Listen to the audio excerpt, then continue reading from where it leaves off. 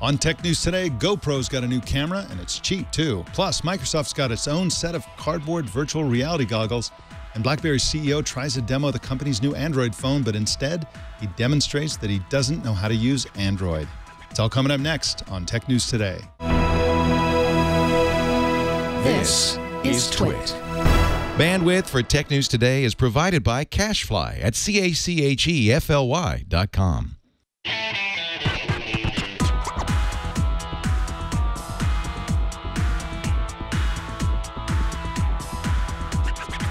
This is Tech News Today for Monday, September 28th, 2015. This episode is brought to you by Wealthfront.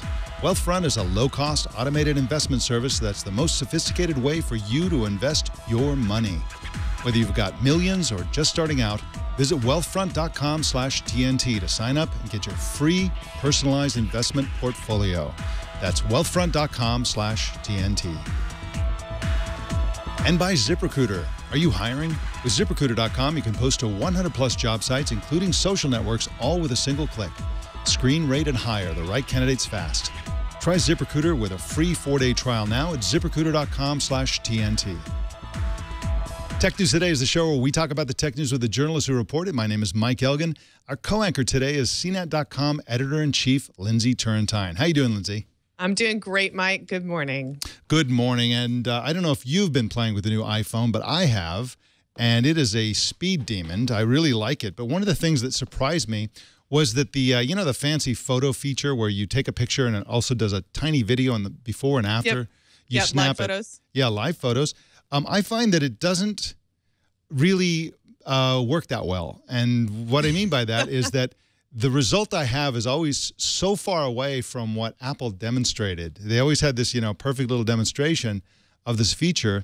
And I find that the stuff that happens before and after, especially in terms of audio, because it records audio as well, is always kind of awkward and weird. And I just find it doesn't really work that well. And I wonder. Not that interesting. Yeah. I think it might make sense for parents. You know, you're snapping pictures of your kids, and like we do this all the time. We just forget to take video. Maybe you get a couple of little extra. Oh, right. You know, this was sort of the ethos of the moment when we took this picture. But what I hear is that it doesn't really work very well because you're thinking about taking a picture. You're not thinking about this in sort of along a timeline. You're actually just thinking about the exact moment and the visual documentation. And that's what makes it awkward. Exactly. And of course, I've been trying to perfect the art of the Google Plus Auto Awesome for quite a while. And I found that the old, you know, the iPhone 6 was a perfect tool for that because the photo app in there allows you to take, you know, rapidly a bunch of pictures. Sometimes I'll take 40. And then I'll find the best 9 or 10. I'll select those to be retained. Those will be automatically uploaded to Google Plus. Then an Auto Awesome is created. And it's beautiful. Like, it's really, really good. But these live photos just, they kind of suck. Just my 2 cents. We'll see if other people can figure out how to do it consistently much better than I can. All right, well, let's jump into our top story. Recode reports that that YouTube is on the brink of launching its first ever paid subscription service. The launch should happen near the end of October. YouTube sent an email to content owners telling them they have to agree to new terms by October 22nd, or the videos they've posted will, quote, no longer be available for public display or monetization in the United States, unquote. Recode sources say that YouTube will bundle together its music service, YouTube Music Key, as well as a version of YouTube that doesn't have any advertising. The price of the bundle is expected to be $10 a month. Lindsey Turrentine, that sounds way too low. What do you make of this news? I think it's really interesting. I think that they might be worried that they're really not going to be able to get people to pay for a YouTube subscription. I mean, think about the ethos of YouTube, right? Nobody pays for YouTube. And most kids these days really do not think about paying for video. And I think it kind of seems like YouTube's trying to cram everything together and start with a low price just to get people to even consider this, which I think it's going to be a hard sell, and they're worried. I do also think it's going to be a hard sell, and it seems weird because, of course, YouTube is very successful at the advertising. Video advertising is the hottest form of advertising right now from the advertiser's perspective. I'm not sure that users really love it, but it's kind of a surprising move, and I agree with you. I don't think they're going to get big numbers. I think it's very unlikely, and the fact that they're bundling together the music with the video, just it strikes me as completely different motivations for signing up for something. Of course, people already have the habit for of signing up for paid streaming music services, right? So that's one sort of motivation. And then the idea of like being against advertising is an entirely different, seems like an entirely different set of person or motivation or whatever. And to bundle them together, it seems like they're fishing for a kind of person that probably doesn't exist in large numbers. So, well, maybe the idea is that since people are already used to paying for non-advertising based music streams, and that's already a very competitive market, that the only way that they have into that market at this point is to add some extra layer to it. So they're going for maybe really young listeners who otherwise might not pay for it, but watch a lot of YouTube and then are like, okay, well, I was going to pay for music streaming anyway, and this way I don't have to watch ads on YouTube. Maybe. Best guess. We'll see how it goes. I don't know. I think YouTube's got a good thing going, and I don't think this is going to help them much. Got some more news coming up, but first, I want to talk about one of our sponsors today, Wealthfront. You want to make sure you invest and the right way, not the wrong way. There's so many wrong ways to invest, so many expensive ways. The right and best way is Wealthfront. Traditional advisors charge huge fees, between 1% and 3% of what you got under management, plus lots of hidden fees for transactions and charges. If you've ever tried to invest your money, you know that there's just a thicket of so many different fees and changes and charges that really add up to making it very difficult for you to be flexible with your investments. Wealthfront makes it easy for anyone to access world-class long-term investment management. You can get started investing today at a minimum of $500. Just sign up for an account at wealthfront.com, and in just minutes, it goes right to work monitoring your portfolios around the clock and taking action as soon as an opportunity arises. Whether you're investing for retirement or different long-term goal, Wealthfront automatically rebalances your portfolio and reinvests all your dividends, all commission-free. That's right. Wealthfront software optimizes your investments for the best risk-adjusted return, net of taxes and fees. And it's transparent and accessible. You can view all your accounts in one place, and I really, really like that. Whether they're personal, joint, or retirement, you can see every trade that Wealthfront makes on your behalf in your dashboard on your desktop with their mobile app. You can use sophisticated investment strategies like tax loss harvesting and direct indexing, which optimize your after-tax returns while simultaneously lowering your tax bill. Helps you with a big tax problem that we've all got. There's so much taxes, and this will minimize those. Visit wealthfront.com/TNT to sign up and get your free personalized investment portfolio. You'll see the customized allocation they recommend for your profile, and just for Twit listeners and viewers, you can sign up to invest. Wealthfront will manage your first $15,000 entirely free of charge for life. Yes, you heard that right. $15,000 entirely free of charge for life. That's how much they'll manage. So claim your offer today at wealthfront.com/TNT. And we thank Wealthfront for their support of Tech News Today. For compliance purposes, I have to tell you that Wealthfront, Inc. is an SEC-registered investment advisor. Brokerage services are offered through Wealthfront Brokerage Corporation, member FINRA, and SIPC. This is not a solicitation to buy or sell securities. Investing in securities involves risks, and there is a possibility of losing money. Past performance is no guarantee of future results. Please visit wealthfront.com to read their full disclosure. Well, let's jump into our next story. GoPro launched a new and improved version of its low-end camera called the Hero Plus. Josh Goldman is senior editor at CNET and joins us to talk about it. Hey, welcome to the show, Josh. Hey, thanks for having me. Thanks for coming on. Now, how does the Hero Plus compare with a regular Hero camera? And for that matter, how does it compare with the Hero Plus LCD? So the regular Hero is very basic, does bare minimum of features, 1080p, 30 frames per second, takes stills, but in the end, that's about it. It's stuck in its polycarbonate case. The battery's not removable. Now, the jump up to that was the Hero Plus LCD, which bumped up resolution, added more shooting options, still stuck in its case, still a non-removable battery, but it had a touchscreen LCD on back, which makes a world of difference when you're trying to set up your shots with these tiny cameras. Now, for the new version that they announced early this morning, was they just removed that LCD from the camera. Is it, Josh? So is do people want that? I mean, you're talking about how the LCD is what really sets apart the higher end version, and it's the LCD that makes these much more usable.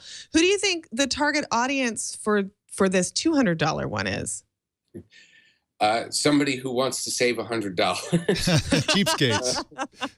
I mean, that's basically what it is, because it has the same features.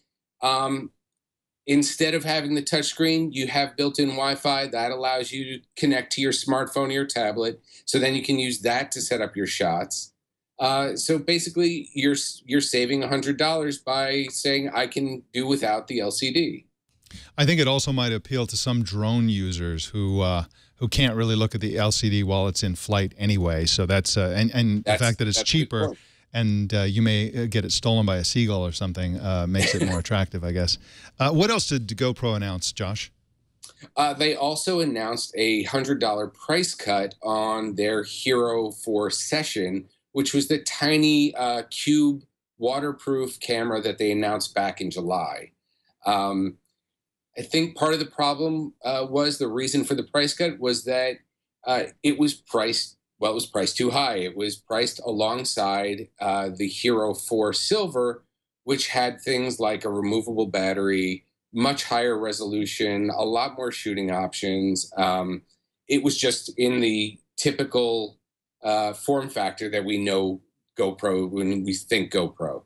The Session, much smaller, much more user-friendly, single button to get it started, to turn it on and start shooting. But you lose a lot of features with it, including a LCD touchscreen. Wow. Sounds like a nice lineup, though. I mean, they've got the whole range. And, of course, they're getting a lot of competition from other companies as well. They used to really own the market, and now they've got to really sing for their supper here. Josh Goldman is at cnet.com and on Twitter at bygoshg. That's bygoshg on Twitter. Josh, thanks for joining us today on Tech News Today. All right. Thanks very much for having me. All right. Bye-bye. Bye, Josh. Bye. Google has launched a new product for advertisers called Customer Match, which enables advertisers to upload their customer email address lists into AdWords. Ginny Marvin writes for Marketing Land and joins us by phone. Welcome, Ginny. Thank you. Thanks for having me. Thanks for coming on. Now, how does Customer Match work exactly? So advertisers will be able to basically upload their list of customer or the promotional newsletter emails that they own, and they can either upload them directly into the AdWords interface manually or through the API.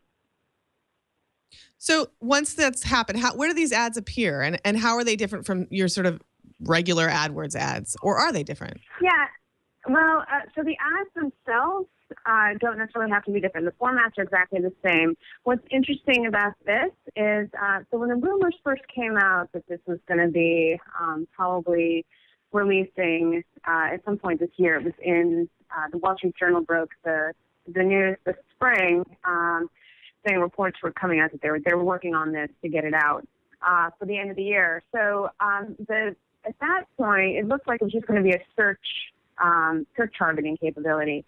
But it's actually also YouTube and Gmail. So you've got 3 channels to be able to target your existing customer base on with ads. So the ads are exactly the same, but it's just you're able to segment your own customer data and serve ads that are tailored specifically to those customers. So it's a lot different. So what Google offers now is retargeting, and that's when you serve ads based to people who visited your site, and you can use analytics to segment that those users based on their browser behavior and their visit behavior. And those are cookie-based lists.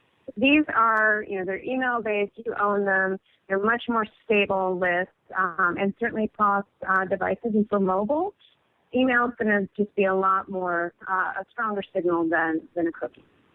Now, what we're led to imagine about this whole process is that you go to the store, you're a big fan of the store, you say, hey, I want to be on your list, and here's my email address. You know, I want to be notified of whatever. You end up on that store's list, and then they go through AdWords to literally target you at the email address that you've already voluntarily given them. What about companies that just buy lists? Is that allowed? Is there any mechanism to distinguish between retargeting type advertising and just buying lists? That's a great question, and you know, I don't know exactly how how Google is going to monitor that. And so it's basically, my understanding is if you own a list, I don't know exactly what if they're going to have a conflict between bought lists and owned lists, but the idea really is for owned lists. And so the other thing that will be happening on the back end is that those emails will be matched to users who are signed to the email address that users use to sign into Google. So not every email will necessarily even work. It's sort of just the way that Facebook and Twitter match their emails up as well. So it's based on the email address that users, the primary account that users use to sign in. So you just brought up Facebook and Twitter and the functions that they have that are similar to this. Why did it take Google so long to do this? I mean, it seems like Google is the perfect candidate for doing this first. Yeah, so that's a great question, and advertisers have certainly been clamoring for this functionality on Google. And my best guess, and that's sort of educated guess, is that it's been a privacy discussion within Google, and certainly Google has faced a lot more on the legal front with SEC investigations and inquiries around privacy, and I think there was a lot of hesitancy to sort of open up this doorway for advertisers to be able to target using first-party data on the platform, whereas Twitter and Facebook really haven't had that level of scrutiny. But my guess is that internally, you know, they've looked at, you know, Facebook and Twitter now have been using this for a couple of years now. And so there's pretty solid argument for them to be able to say, look, this is not just, you know, we're not abusing anything that's not already being, you know, sort of standard practice in terms of the way that advertising gets targeted now. I love the word abusing. All these users are already being abused, so we might as well get in there and abuse them as well. Well, you know, but that way it is a really good point, Mike, because just because you can do it, that doesn't mean that it's going to be done well. So the onus really is going to be on the advertisers and the creative teams to figure out how to best reach these customers in a way that's going to be relevant and engaging. And, you know, when you've got search, Gmail, and YouTube all available with one targeting platform, there's obviously a lot of opportunities for a big mess. And for, you know, if the advertisers don't really think out exactly how they want to engage their customers across all these platforms with various ad messaging, you know, it's just going to be a detriment to them. And to abuse that kind of like holy grail of data, you know, that customer data is something they absolutely want to, you know, cherish. So there's going to be, you know, a lot of need for thought in terms of the actual execution of this. Yeah, and they've been harvesting data and doing this kind of thing for years and years and promising all the while relevant contextual advertising, and I'm still waiting for that to be consistently delivered. Mostly contextual advertising involves, oh, you bought this, we're going to advertise it to you now that you've already bought it. Forever. Which is, you know, right. Clearly targeted there, but still, I already own one. I don't need to buy another. Ginny Marvin is at marketingland.com and on Twitter at Ginny Marvin. That's Ginny Marvin. Thanks for joining us, Ginny. Great. Thank you. Facebook CEO Mark Zuckerberg said that Facebook would help bring internet access to refugee camps, calling it an enabler of human rights and a force for peace. He was speaking at the United Nations Private Sector Forum. Lindsey Turrentine, he didn't say anything about who they're going to partner with, how he's going to do this, when it's going to happen, anything at all. He just threw a promise out there, and so we'll see if they can actually make it happen. Do you think this is just so much sort of grandstanding? I mean, the refugee crisis is in the news, and of course, a lot of foreign leaders in the United States right now, all meeting in Silicon Valley with various leaders like Mark Zuckerberg. What do you make of this announcement by Mark Zuckerberg? Well, he did, according to the New York Times, pretty shortly thereafter, he came out and said, this is not all altruism. It's good for us, the more people who are connected. So he acknowledged right off the bat that it's good for Facebook's business to connect more and more of the globe's people. I also think that there's some politics going on here. And the Times also notes that after this announcement or during this announcement, Zuckerberg sat right next to Angela Merkel. There have been big problems between Facebook and the European Union and Germany specifically about privacy. So this is it's pretty good bridge building on a topic that's very important to Ms. Merkel, and it's great positioning for him. But I do appreciate that he's saying this is a good thing for Facebook too, and he's not acting like they don't get anything out of this kind of positioning. Right, because that would be ridiculous. I mean, his job as CEO is to get everybody on Facebook, and then his big philanthropic effort is to get everybody on Facebook. So also, he wore a suit. I think that's notable. Well, he's worn a suit before, but this is the first time he's ever buttoned that top button. Well, not there. Look at that. But when he was at the UN, he actually buttoned the top button. And when he talked with Modi in San Jose, he also buttoned that top button. So this is a first for him. Even at his wedding, he didn't button it. So, boy, I guess you grow, huh? Yeah, he looks kind of like a banker here. Yeah. You know he's got a hoodie under that suit, though. Google CEO Sundar Pichai yesterday announced that Google plans to bring free Wi-Fi to 400 train stations in India, a country that has the world's largest population of people without internet connectivity. Something like 1 billion Indians don't have internet access. The announcement was made in conjunction with a visit by Indian Prime Minister Narendra Modi, as I just referenced. Google will partner with Indian Railways and Railtel on the initiative. This sounds really cool, and I hope they get that fast Wi-Fi that Google rolled out to Starbucks in the United States. It's really, really fast. But this sounds like a great. This sounds like a genuine benefit that may or may not also help Google. But this is going to be great for Indian rail travelers.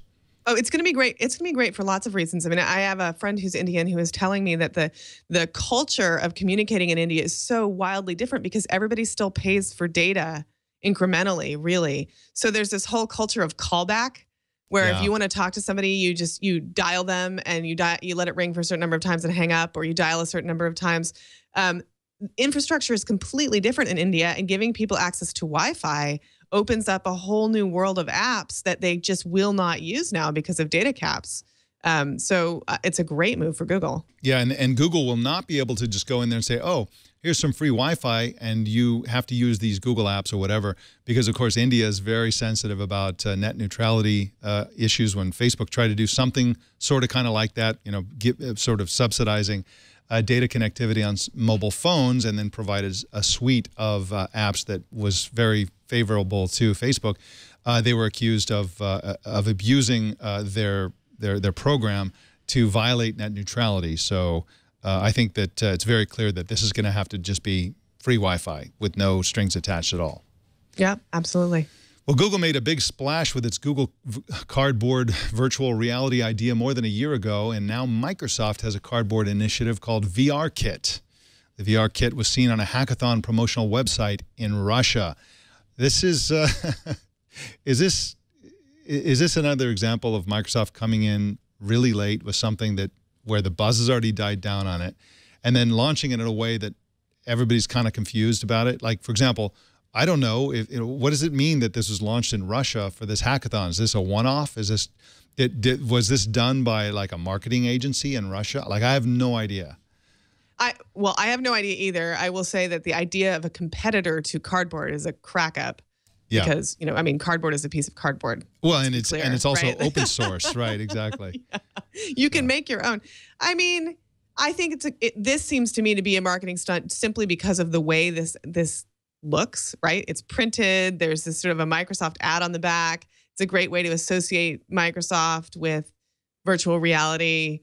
and all of the innovation that's happening therein, I don't see this as something that's going to go out and get, billions of people around the world to try VR. Yeah, and I also suspect maybe this is an apology for, sorry, we made you think you'd be using HoloLens by Christmas. It's going to be 5 years before the consumer version is out, but here's some cardboard. Yeah. So, oh well, Microsoft, what are we going to do with you?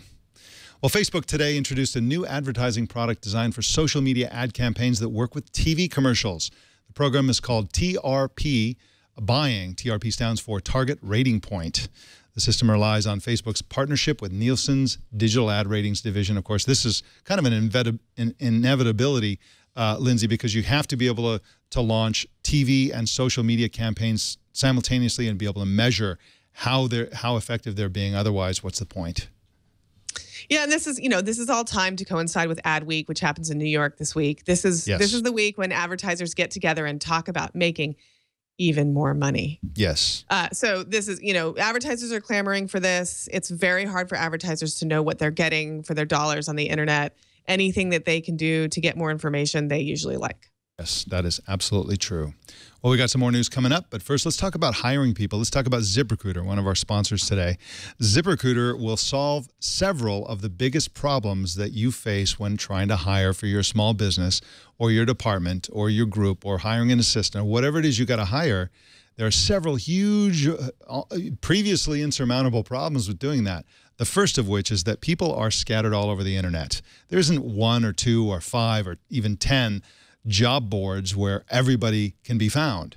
They are all over the place, and so ZipRecruiter gives you the ability to send your job to 100+ job sites with a single click, and that includes social networks like Facebook, Google+, and Twitter, and you can automate some of that social outreach as well. You can also be instantly matched to candidates from over 6 million resumes. They've got this massive database that they've been building for a long, long time. And so there are lots of people in there. So if you really want a very specialized person, you're likely to find in this huge database. You just post your job once, and within 24 hours, your candidates start rolling in to ZipRecruiter's easy-to-use interface. They have built-in social recruiting. They have that resume database I told you about. They're mobile optimized, and you can screen candidates the easy way. You can even go in there and say, okay, you know what? I really need somebody to have this qualification. And if somebody doesn't have this qualification, I didn't even want to see their response. Just give me the people who are genuinely qualified in this very specific way. And you can tailor that and customize it so you're not wasting time on people who aren't really qualified for the job you're posting. We have a testimonial from a happy user named Scott who said the recruiting process used to be so painful. Before, I'd post to several places, get 1 million resumes, but only a few responses from qualified candidates. It was torture. But with ZipRecruiter, we posted once and got qualified candidates in one easy-to-review place. We've hired some of our best employees using ZipRecruiter. And today you can try ZipRecruiter for free. Just go to ZipRecruiter.com/TNT. That's ZipRecruiter.com/TNT, and we thank ZipRecruiter for their support of Tech News Today. Big numbers today. The first is 13 million. That's how many iPhone 6s and 6s Plus phones Apple claims to have sold since Friday. That number shatters Apple's previous opening weekend record of 10 million, which is how many Apple sold of the iPhone 6 and 6 Plus last year. That's a pretty good weekend, Lindsey Turrentine. Yes, it is. And, we actually at CNET have done a lot of writing about how the S version of phones, sometimes it's kind of sneaky, but they are in some ways more interesting and innovative than their previous versions. I'm not too surprised, actually. I think a lot of people were waiting for the incremental improvements, and then they cashed in. All the while, in the past year since the last big iPhones came out, they've been building up their ability to sell in China. They've been building Apple stores. They've been, sort of working with carriers, laying a lot of groundwork. And so I think a lot of these sales are probably in China. So they are so far unstoppable for now. They're unstoppable until somebody stops them. Well, another big number for you, 100. That's how many megabytes the maximum app on the Google Play Store can now be. While Android apps can be made of any size, Google previously limited Play Store apps to 50 megabytes, a size maximum they've now doubled. The game developers are going to love this. Well, in news you can lose, BlackBerry CEO John Chen gave BNN's Amber Kanwar an exclusive first look at BlackBerry's new Android-based Priv phone. Trouble is, he doesn't even know how to use Android. Let's take a look at this embarrassing video. The Priv now stands for privacy. Okay, now privilege? Privilege and privacy. Okay. Privacy and privilege. Actually, privacy is the... Already tap dancing about the horrible Security is name what we for this provide, product.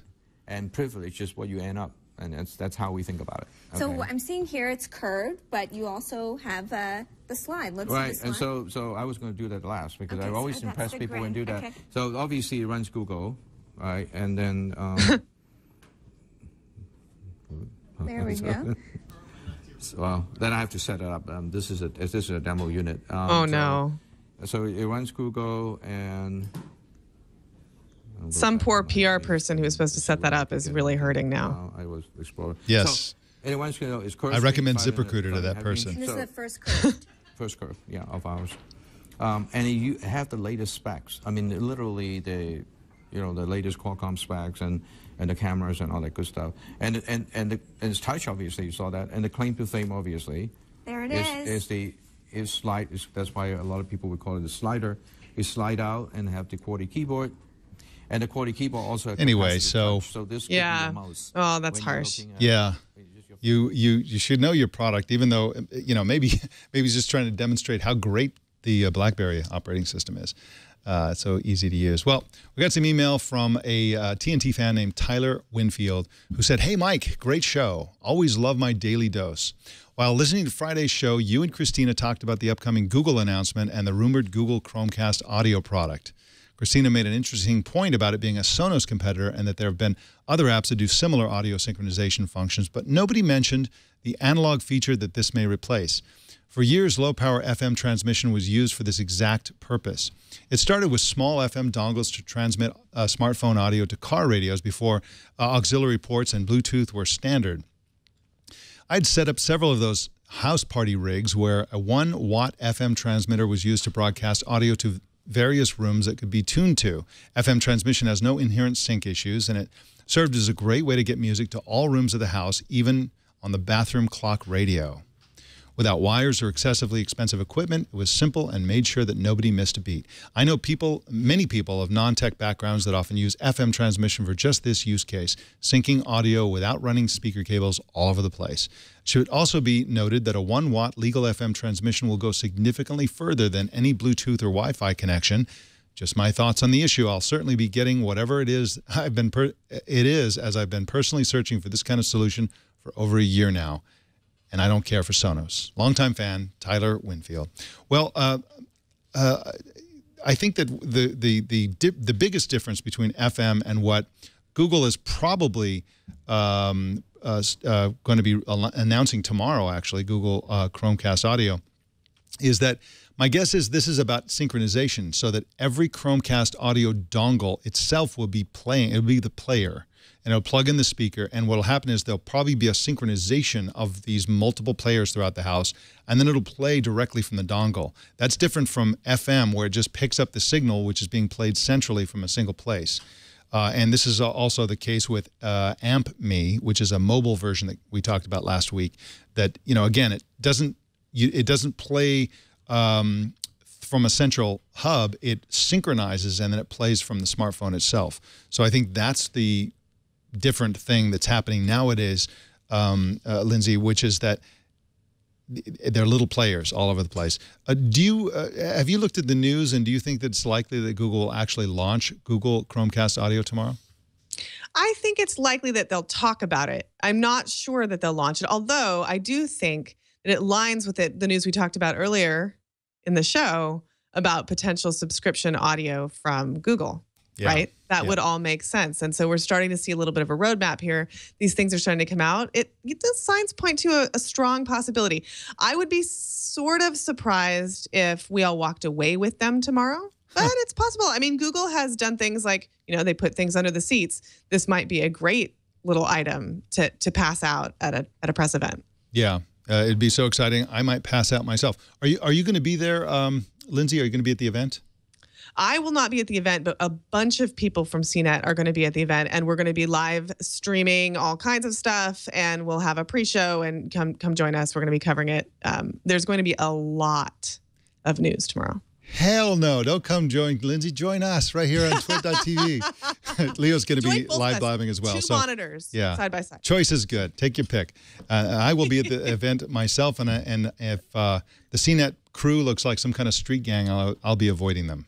So I love those guys. Got a lot of friends at CNET. Well, our TNT fan of the day is Duran Ali, who posted this picture on Twitter and who watches the show on his Acer laptop. Very nice. He's also eating something there that looks cool. Show us how you watch or listen to TNT. Just record a video or take a picture of yourself or your setup and post it on Instagram, Google+, Twitter, or Facebook, and use the hashtag HowIWatchTNT so we can find it.